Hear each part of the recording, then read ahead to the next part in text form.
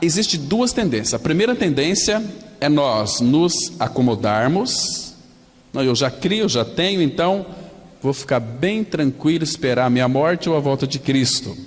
Ou, por outro lado, aqueles que estão sendo despertados, ou foram despertados, o anseio alegrei-me quando me disseram, vamos à casa do Senhor, e durante a semana vai se alimentar da palavra, e pode ser um instrumento nas mãos do Senhor, para pregar para muitas pessoas.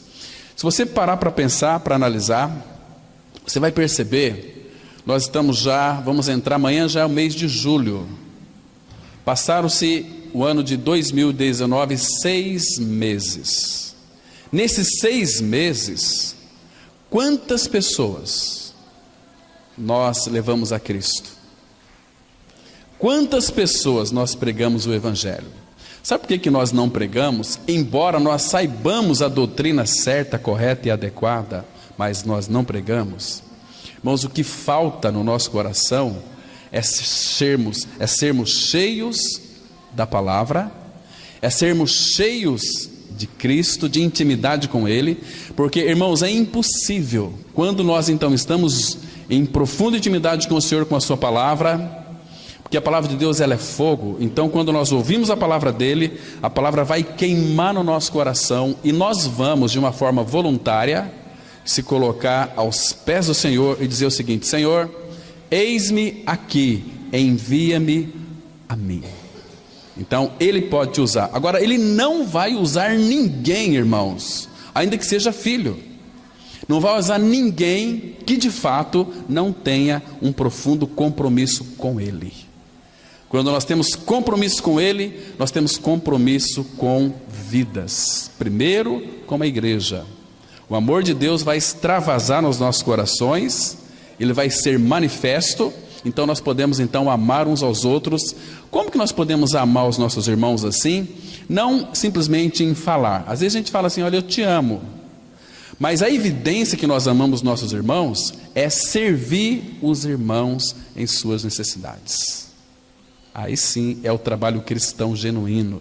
Não porque às vezes o pastor mandou. Não, queridos, às vezes nós obedecemos a voz do pastor que está aqui na frente falando, e não a voz de Deus.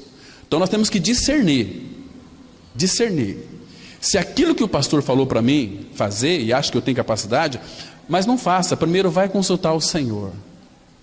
Porque eu não vou ficar nem um pouquinho decepcionado se você chegar para mim e dizer o seguinte: olha, pastor, aquilo que você pediu para que eu fizesse, eu orei ao Senhor e não tive paz no meu coração. Então, eu posso até indicar uma outra pessoa, né? Assim também vai ser nessa noite, após o culto. Hoje vamos tratar à noite sobre um tema muito interessante, a presença que faz a diferença. Nós vamos analisar no nosso ambiente de trabalho, no nosso lar, na comunidade, em qualquer lugar que a gente está indo, pisa a sola do nosso pé, a nossa presença, ela faz a diferença, ou nós somos mais um na multidão? Porque, irmãos, é impossível, segundo Marcos 7:24, a presença de Cristo em nós não ser notada, a não ser que nós somos vazios de Cristo. Conhecer a Bíblia não significa nada, se você não tiver a realidade das Escrituras em realidade na sua vida. O que adianta você ser um papagaio, um lourinho, falar aquilo que você ouviu falar e conhece, fica um bobão, ou uma bobinha, falando assim, como é que é? Graças a Deus que nos dá vitória em Cristo Jesus, e aquela coisa toda, mas sem realidade espiritual, sem ter a vida de Cristo em nós. Então isso é terrível. Quarta-feira nós começamos a estudar aqui sobre o conselho eterno da redenção. Nós começamos a ver atrás da criação. Antes de Deus criar todas as coisas, nós focamos um pouquinho sobre o conselho eterno da redenção. Nós vamos tratar isso alguns domingos posteriores de manhã, para vocês verem, irmãos, que lindo é isso. O propósito do Pai para o Filho, para a sua igreja. A igreja não é o centro do propósito do Pai, mas o Filho é o centro do propósito do Pai. envolve também a igreja, envolve também a família, envolve também outras coisas que concernem a nossa vida espiritual com o Senhor. Mas a gente vai analisar aqui algumas coisas muito importantes sobre essa questão do eterno propósito de Deus em Cristo Jesus. Nós temos que crescer e avançar para a maturidade. Então, irmãos, nós vamos hoje introduzir sobre um assunto que vamos, alguns domingos, tratar mais profundamente. Vamos passear muito pela encarnação de Cristo. Vamos analisar coisas na palavra que o Pai então tem revelado. Revelação, segundo o irmão Theodore Austin Sparks, naquele livro é o testemunho do Senhor, a necessidade, o testemunho do Senhor é a necessidade do mundo. Ele diz que revelação é uma abertura que Deus descortina para nós, os céus, para nós conhecer tudo aquilo do Pai, do Filho e do Espírito. Então, em Cristo Jesus, Ele é o centro do propósito do Pai. Então, todas as coisas, segundo Efésios, vai convergir nele, vai congregar nele, vai estar debaixo do senhorio de Cristo. Isso é tão maravilhoso.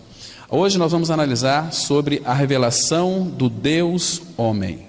Muito interessante. Então vamos ler aqui o primeiro versículo, João capítulo 2, vamos ler o versículo 24, um versículo conhecido de todos nós, e vamos tirar para nós aqui algumas lições fundamentais para o nosso crescimento com o Senhor. Vamos ler então João 12, 24, que diz assim: em verdade vos digo, se o grão de trigo caindo na terra não morrer, fica ele só, mas se morrer, produz muito fruto. Vamos ter uma palavra de oração, irmãos.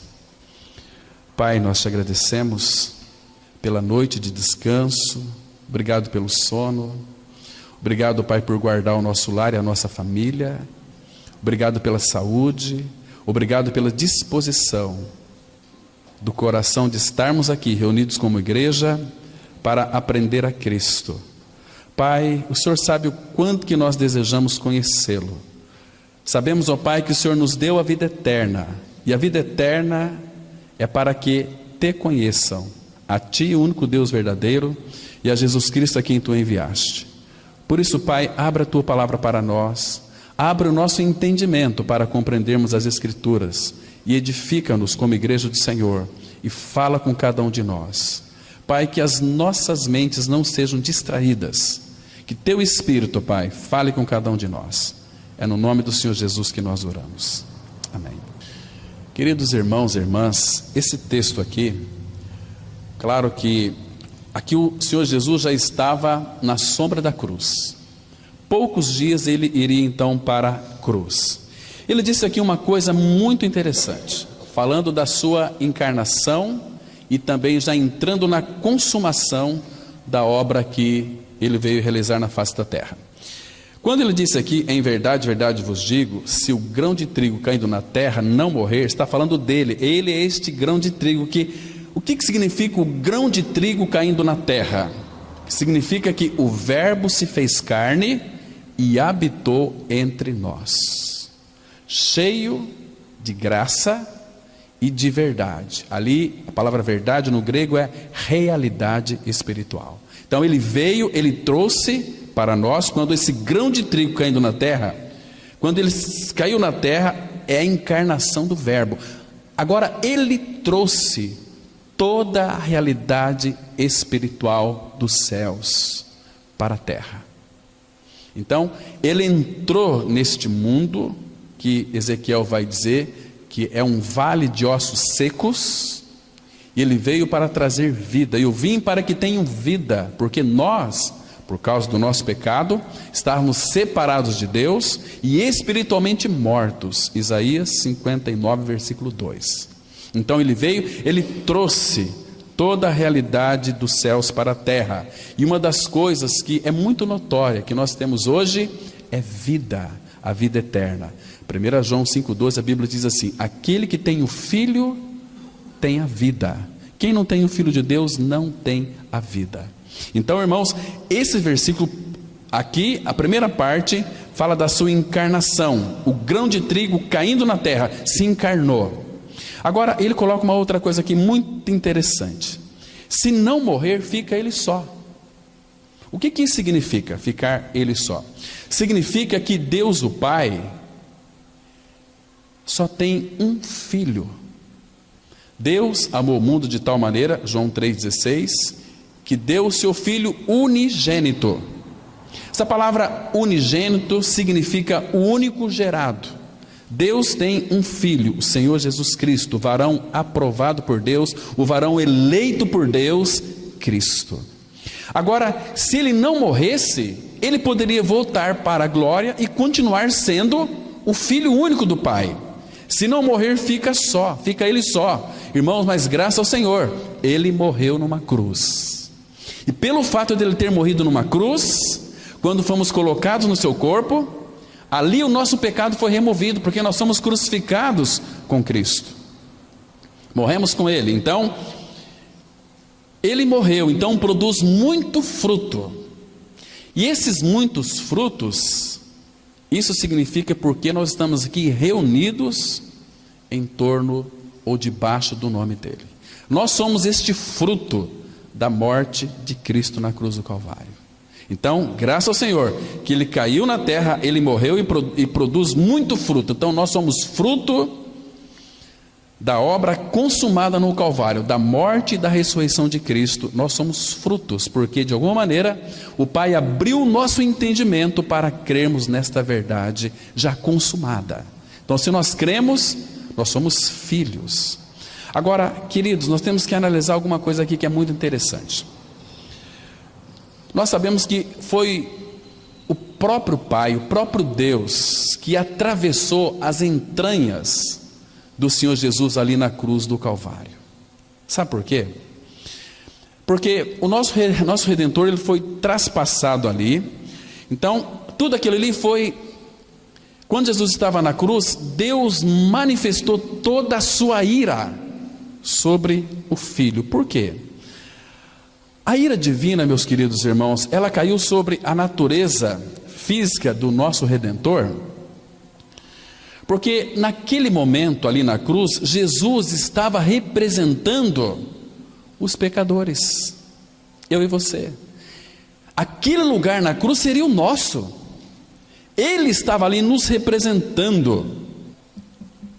O Verbo encarnado, ele estava ali na cruz nos substituindo. Então Deus colocou sobre Jesus toda a sua ira contra o pecado. Ele suportou na cruz toda a ira de Deus. Toda a ira de Deus.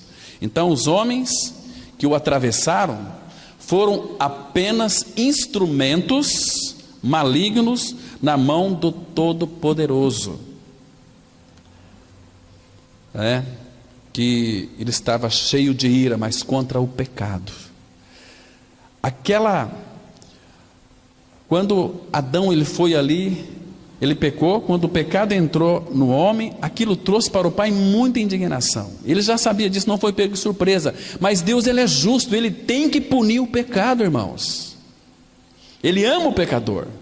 Deus amou o mundo, pessoas, mas ele não poderia admitir, irmãos, que nós vivêssemos no pecado, uma vez que Cristo realizou uma obra no Calvário. Então esse é o sentido real da encarnação.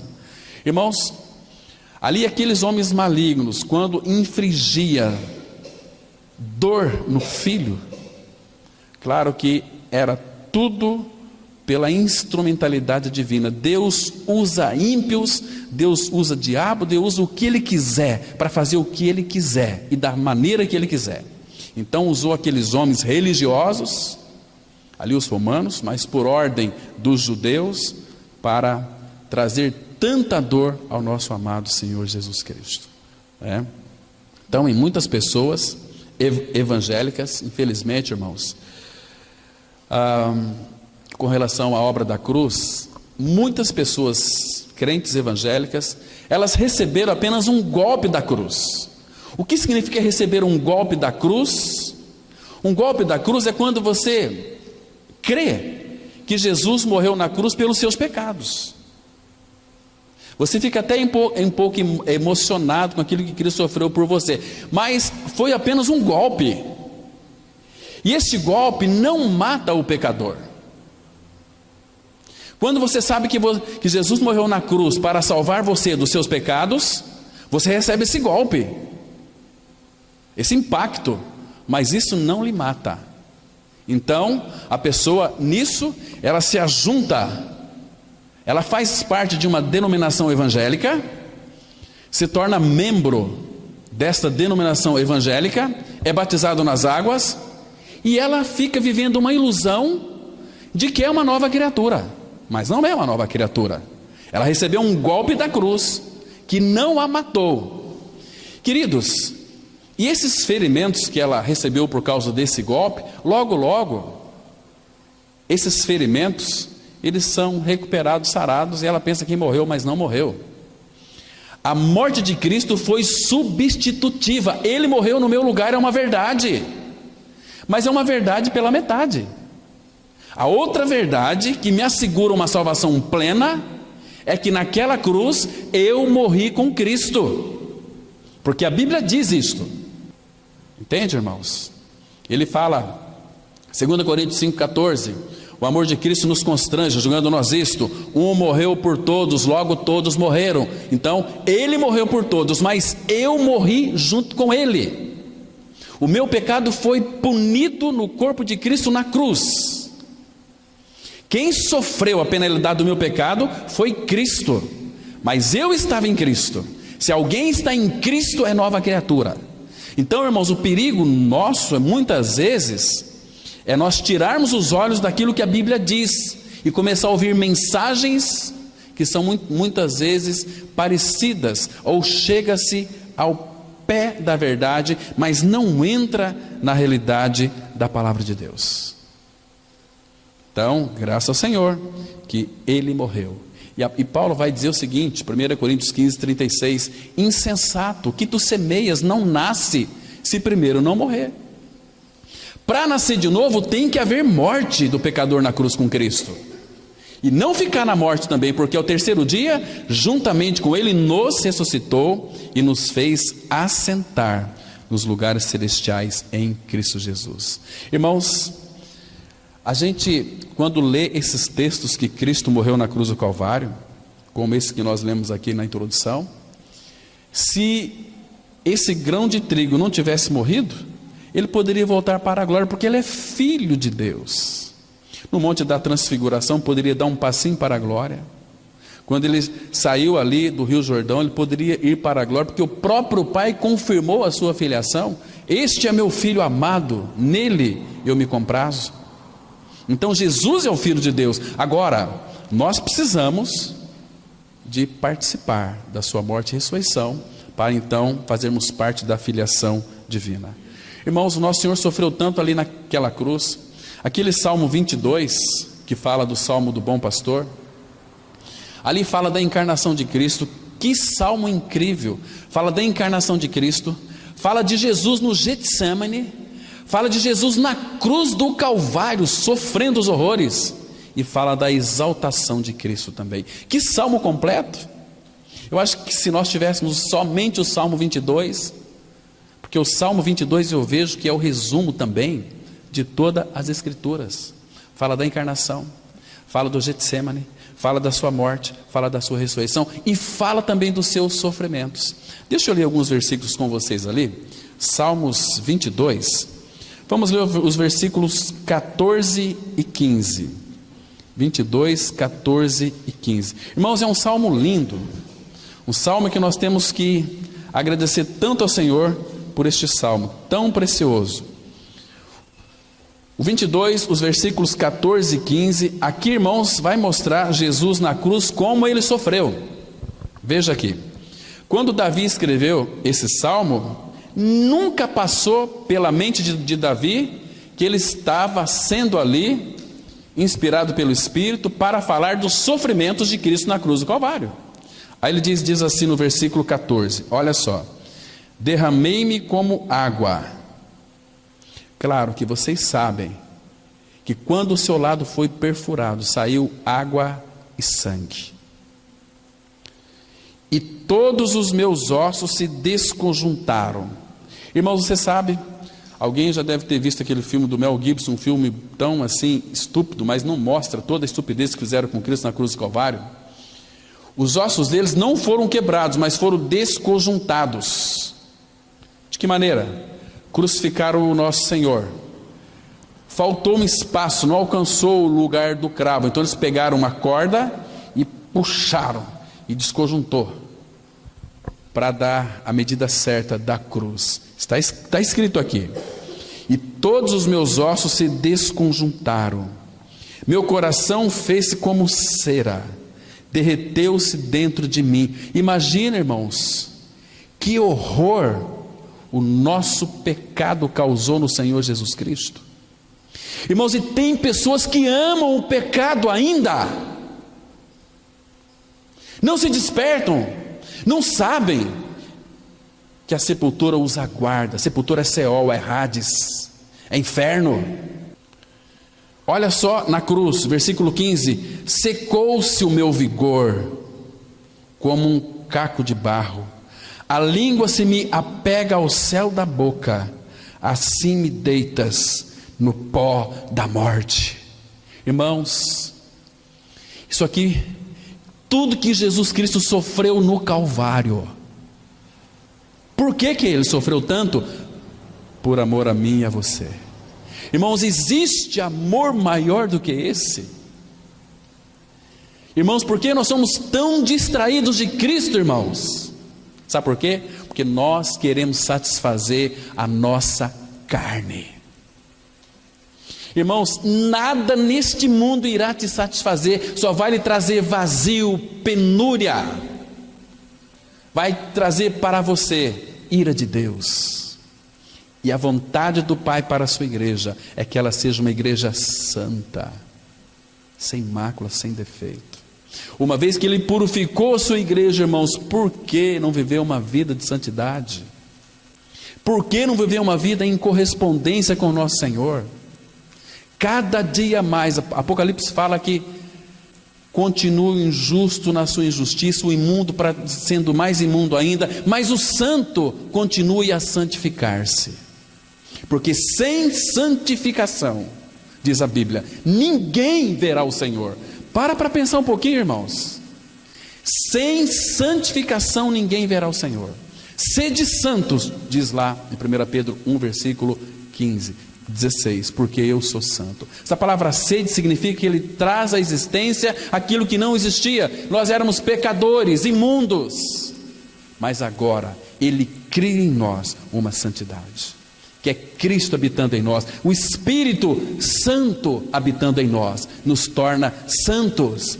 Filho de Deus tem que ter a natureza do seu Pai. Nosso Pai é santo. É impossível, irmãos, um filho de Deus não ser santo, a não ser que não é filho de Deus, a não ser que ele seja um religioso, uma religiosa, um crente aleluia, um crente oba-oba. O meu povo está sendo destruído porque lhe falta o conhecimento. Temos que ficar para a palavra. Não tire o foco da palavra, senão, irmãos, senão você vai perecer. Entende, irmãos? Então veja quão sofrimento Ele passou naquela cruz do Calvário. Irmãos, a gente não sabe, muitos não têm noção do que significa uma morte eterna. Sabe o que aconteceu naquela cruz ali, na cruz do Calvário? Jesus estava experimentando em si mesmo, porque Ele não tinha pecado, Ele experimentou em si mesmo a tua morte e a minha morte. Ele provou a tua morte e a minha morte, para que eu e você pudéssemos ter ido para a glória. Ele provou a morte por todo homem. Salmos 25, vamos ler aqui os versículos 8, de 8 a 10. Olha como é que Ele vai nos guiar aqui, irmãos, como é que Ele vai nos mostrar.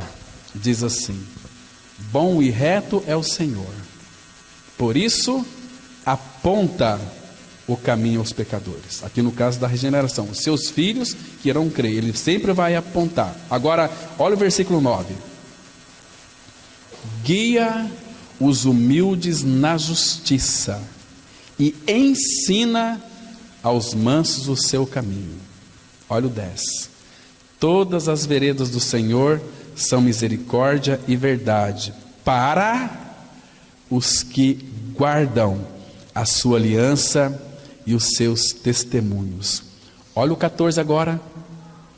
A intimidade do Senhor é para os que o temem, os quais Ele dará a conhecer. Ou seja, aqui essa palavra dará a conhecer, Ele se revelará a sua aliança. Sabe como que Ele vai falar para nós aqui? Sabe como? De que maneira? Vamos ler mais um versículo? Mateus capítulo 10, versículo 27. Irmãos, olha onde que Deus vai falar comigo e com você, de uma forma muito especial. Em Mateus 10, versículo 27. Então, por isso que eu estou gritando aqui hoje, falando bem alto, para que vocês escutem. Por quê? Diz assim o versículo 27. O que vos digo às escuras, dizei-o à plena luz. E o que se vos diz ao ouvido, proclamai-o aos eirados. Queridos, Jesus está dizendo, o que eu vos digo às escuras. O que significa dizer às escuras? É você e Ele, uma profunda intimidade ali do seu quarto. Quando você está sozinho com Ele, às escuras. E o que mais? E o que eu vos digo aos ouvidos, às escuras, mas aos meus ouvidos. Então, dizer aos ouvidos é que eu entendo claramente. Fala para mim aí, irmão, eu não estou ouvindo direito. Vem mais perto, fala aqui, aos meus ouvidos. Agora eu entendo, agora eu compreendo. O problema nosso é que muitos ficam numa gritaria dos infernos. Senhor, parece que o Senhor está lá longe, está lá no outro planeta. O Senhor parece que está lá no Estado Islâmico. Senhor, nós te invocamos, Senhor, volta. Não, Ele está perto. A palavra está perto de ti, na tua boca, no teu coração. Não está longe. Você entende, irmãos? Querido, você tem ouvido a voz dEle? O sussurrar do Espírito nos teus ouvidos. Um ouvido que é muito bagunçado. Um ouvido que é muito barulhento. A gente fica escutando um monte de coisa todo dia, né? Acidente, morte e tal. Como é que você vai ouvir a voz do Pai? Senhor, purifica os meus ouvidos, para que eu ouça a voz do teu Espírito. Porque Ele deseja falar, Ele está procurando ouvidos para poder falar. Falar às escuras. Nós temos intimidade com Ele, irmãos. Momentos reservados, secretos com o Pai. Que gostoso, ali que Ele vai falar, ali que Ele vai deixar claro a sua aliança. Mas nós não queremos muitas vezes isso, né? Nós sabemos, eu tenho entendimento, eu conheço a Bíblia. O que é isso? Eu frequento os cultos da igreja. Não tem nada a ver isso, irmãos, com falar dele. Ele fala aqui sim, claro que quando nós nos reunimos, temos o falar de Deus. Mas o problema, nós estamos ouvindo. E se estamos ouvindo, estamos respondendo a Ele. Pensar nisso, né? Queridos, vamos aqui avançar um pouquinho mais. Tinha mais texto para a gente ver, mas o tempo nosso é muito escasso. Somente Jesus Cristo podia e pode ainda abrir o espírito privado de luz dos discípulos e também de nós, necios e tardes de coração, para crerem e assim abrir-lhes as Escrituras, o que significa literalmente tirar o véu e permitir desse modo ver o que está atrás, numa palavra, dar revelação. É por isso que precisamos orar por revelação, conforme está escrito em Efésios 1, versículo 17, que diz assim a palavra: para que o Deus de nosso Senhor Jesus Cristo, o Pai da glória, vos conceda espírito de sabedoria e de revelação no pleno conhecimento dEle. Queridos, o que significa orar por visão espiritual? Sabe o que significa? Sofrer. você não quiser sofrer, não ora por visão espiritual. Se você quiser sofrer, ora por visão espiritual. Porque, irmãos, quando o Espírito do Senhor, ele percebe que nós estamos interessados em conhecer o Senhor, ele vai se revelar. Porque nós vamos orar por visão espiritual. Espírito de sabedoria, de revelação, no pleno conhecimento dele. Irmão, sabe o que vai acontecer com você? Deus vai amar os seus irmãos, até pecadores, através de você. Às vezes é assim, né? Às vezes a gente fica muito chateado. A gente prega para uma pessoa, que às vezes até é evangélica, para que ela então possa ter seus olhos abertos, e ela não dá a mínima, né? Não, eu tenho uma doutrina, eu também sou membro da igreja Assembleia Batista. Irmão, ser membro de igreja evangélica, mesmo porque isso não existe na Bíblia. Nós não somos membros de igreja evangélicas, nós somos membros do corpo de Cristo. 1 Coríntios 12. Quem que inventou essa história de que nós somos membros de uma igreja evangélica? A gente, quando encontra uma pessoa com a Bíblia na mão, você é membro de qual igreja? É um idiota quem faz essa pergunta, é um idiota quem responde. Batista, Assembleia, Palavra da Cruz. Não somos membros de igreja, somos membros do corpo de Cristo. Consequentemente, somos membros um dos outros. Irmãos, a gente tem que corrigir isso na nossa vida, irmãos. O duro é, acho que a pior ignorância é nós sabermos a verdade e estar praticando o erro ainda. Isso é terrível. Isso é terrível. Isso não significa que nós somos filhos sábios. Temos que ser radicais como Jesus é radical.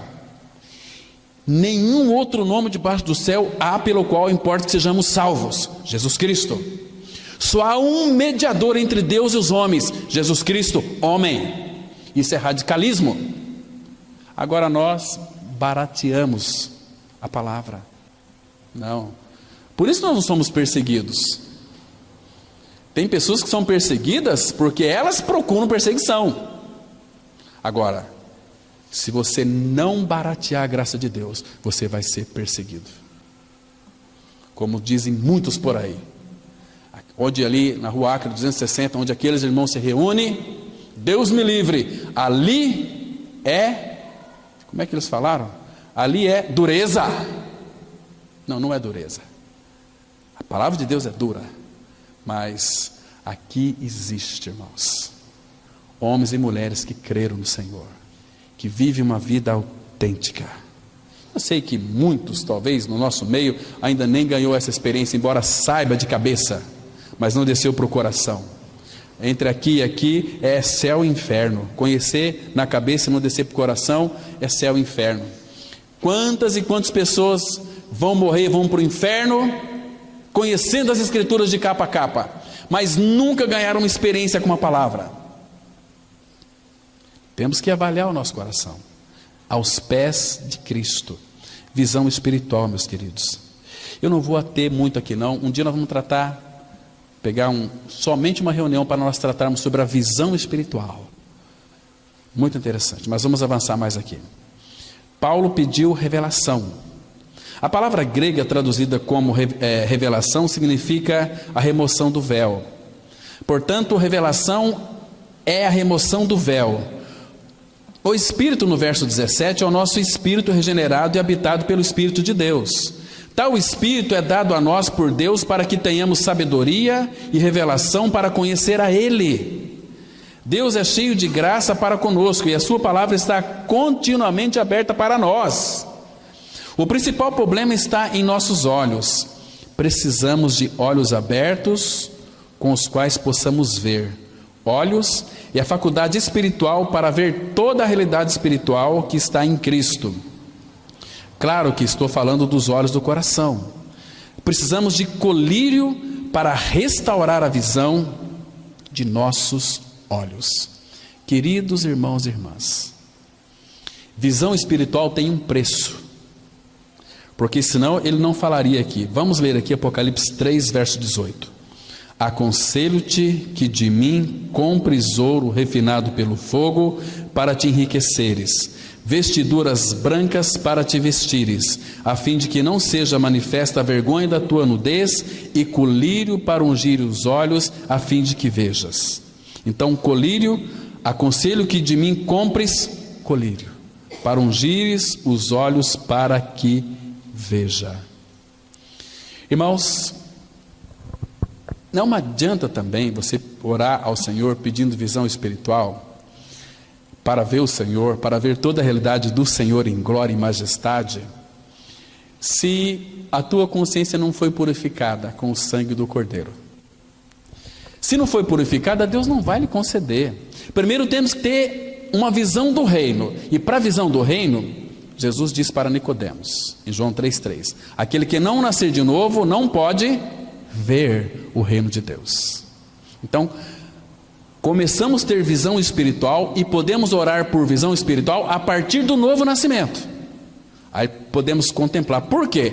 Porque, irmãos, a nossa consciência, ela foi purificada. Você tem convicção de que a tua consciência foi purificada pelo sangue do Cordeiro? Abra aqui em Hebreus capítulo 9. Hebreus 9, versículo 14. Hebreus 9, versículo 14.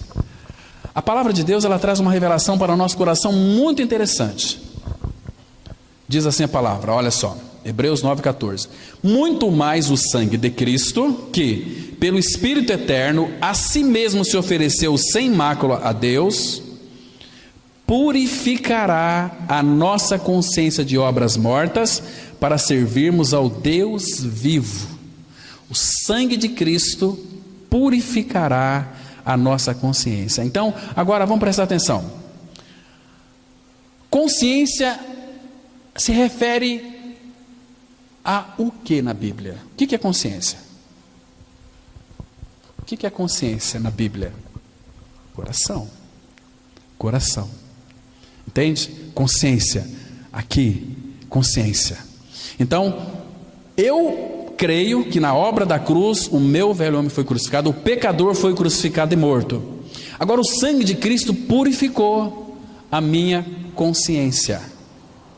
Se a minha consciência está purificada, lembra de Mateus capítulo 5, versículo 8?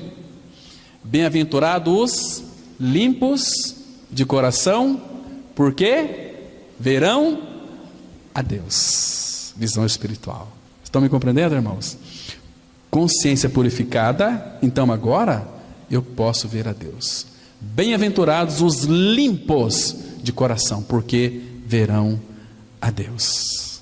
Entende, irmãos? Esse aqui é o sentido aqui. Então temos que orar por visão espiritual, se você de fato é filho. Compres colírio para que vejas, ungir os olhos a fim de vejas. Deve-se admitir que não é possível escrever palavras definidas a respeito dele. Entretanto,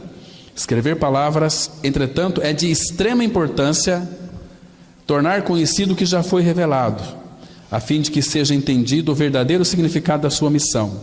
Nas últimas cartas do apóstolo Paulo, notadamente a escrita aos Colossenses, ele evidencia a ansiedade no sentido de fazer com que os cristãos conheçam a Cristo, declarando seu pensamento nas seguintes palavras, Colossenses 2:2, para que o coração deles seja confortado e vinculado juntamente em amor, e eles tenham toda a riqueza da forte convicção do entendimento, para compreenderem plenamente o mistério de Deus, Cristo. Está vendo? Paulo, ele está escrevendo como que desesperado. Queridos, por favor, que o coração deles seja confortado e vinculado juntamente em amor, e eles tenham toda a riqueza da forte convicção. Eu creio, Cristo é a minha vida. Ele quer isso de nós, uma convicção na palavra, convicção naquilo que ele disse e naquilo que Cristo é e fez, para compreenderem plenamente o mistério de Deus. Qual que é o mistério de Deus? É Cristo.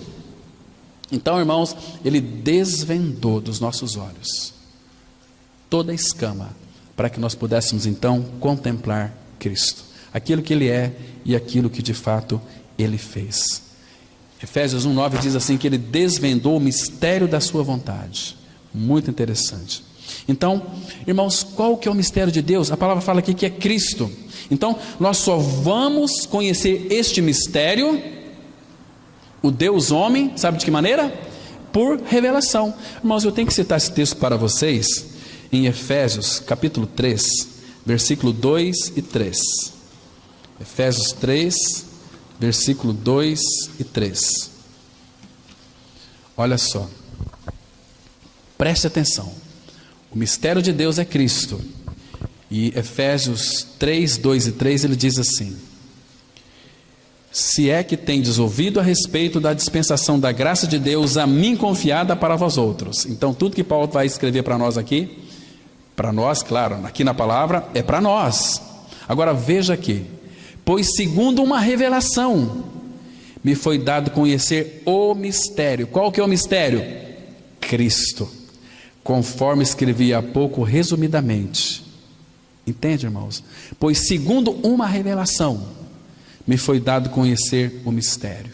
Então nós também precisamos de revelação e orar por revelação, para que esse mistério seja plenamente revelado em nós, a pessoa de Cristo. Vamos avançar.